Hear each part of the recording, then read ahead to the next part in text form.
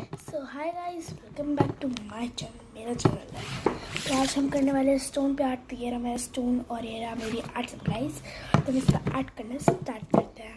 Dark to light scene चाहिए तो मैंने यहाँ पे डार्क ब्लू किया है और फिर यहाँ पे मैंने थोड़ा सा और डार्क और यहाँ पे पूरा स्काई ब्लू कर दिया। गाइस अब मैंने इसके ऊपर एक ब्लैक की पूरी कोटिंग कर दी है, तो अब हम इसे सूखने देंगे।